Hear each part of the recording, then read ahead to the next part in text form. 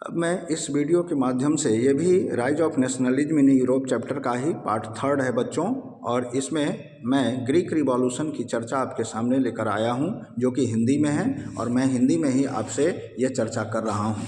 और इसमें जो इम्पॉर्टेंट बातें हैं उसको मैं आपको बता रहा हूँ बच्चों, आप ध्यान से सुनेंगे और याद करने का प्रयास करेंगे। ग्रीक वार ऑफ इंडिपेंडेंस मतलब ग्रीक जो है कि स्वतंत्रता कैसे हुई, ग्रीक देश का स्वतंत्रता कैसे मिला। Since 15th century Greek was part of Ottoman empire. जैसा कि आप जानते हो बच्चों कि 15वीं शताब्दी में ग्रीक जो है वह तुर्की, जो अभी तुर्कीय देश है, उसके अधीन हुआ करता था। इसके बाद वहाँ की जनता ने उन तुर्की से आज़ादी प्राप्त करने के लिए संघर्ष किया, और the growth of nationalism in Europe from the Ottoman empire in 1821 1821 आते आते वहाँ संघर्ष ज़्यादा बढ़ा और लोग पूर्णतः आज़ादी के लिए समर्पित थे।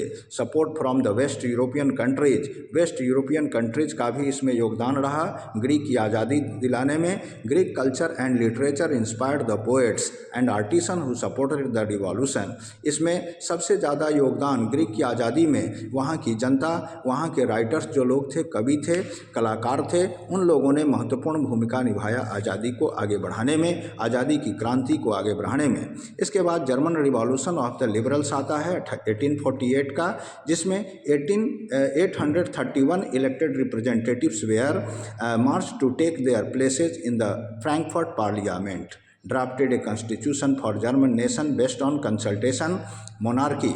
उन लोगों ने मिलकर 831 जो इलेक्टेड मेंबर्स थे उन लोगों ने मिलकर एक अपना कॉन्स्टिट्यूशन ड्राफ्ट किया।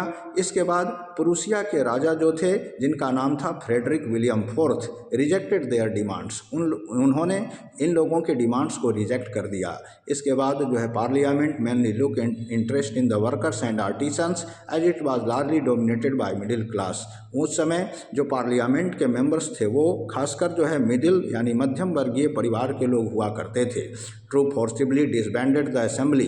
उस समय जो राजा के जो सैनिक थे, सिपाही लोग थे, उन्होंने ताकत से बलपूर्वक असेंबली को डिसॉल्व करा दिया। इसके बाद जो है यूनिफिकेशन ऑफ जर्मनी आता है जो कि 1866 से 71 तक का है।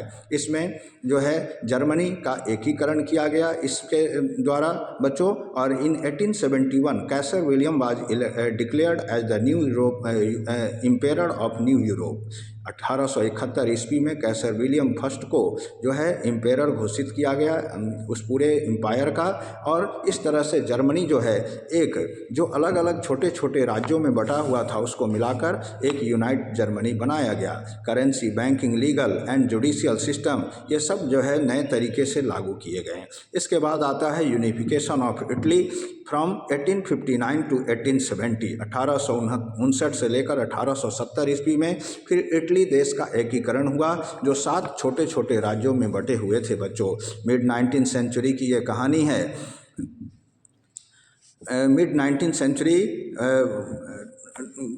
total Italy was divided into 7 states. Only Sardinia, Piedmont was ruled by an Italian princely houses. सिर्फ सार्डिनिया जो राज्य था वही वहाँ पर जो है वहाँ एक राजा का शासन था। North was ruled by Austrian Habsburg. North जो पार्ट था इटली का वह हैबसबर्ग एम्पायर के द्वारा शासन किया जाता था।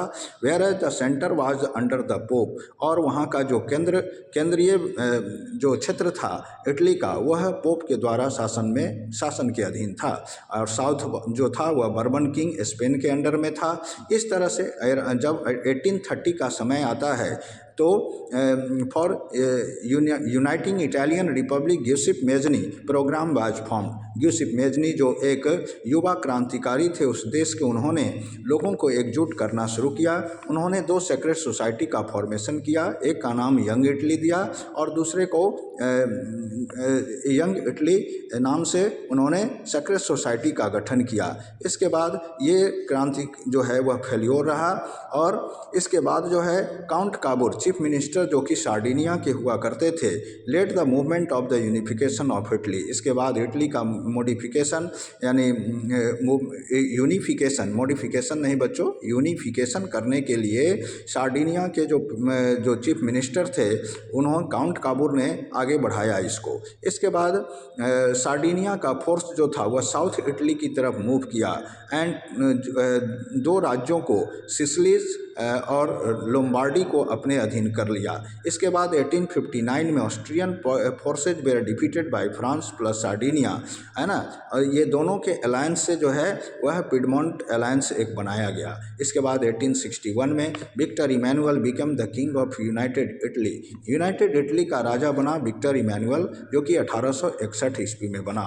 इसके बाद विजुअलाइजिंग द नेशन आता है, राष्ट्र को कैसे दिखाया जाए। राष्ट्रवाद की बात है इसमें बच्चों, जैसे कि राइज ऑफ नेशनलिज्म की बात हम लोगों ने किया, तो राष्ट्रवाद का उदय, तो राष्ट्रवाद का उदय होता कैसे है, किन चीज़ों के माध्यम से राष्ट्रवाद का उदय होता है बच्चों, इन सब चीज़ों को इसमें फिर हम लोग बात करेंगे विजुअलाइजिंग द नेशन में अगले वीडियो में बच्चों। तब तक इसे आप सुनकर लाभान्वित हो और लाइक और सब्सक्राइब करें। बहुत बहुत धन्यवाद।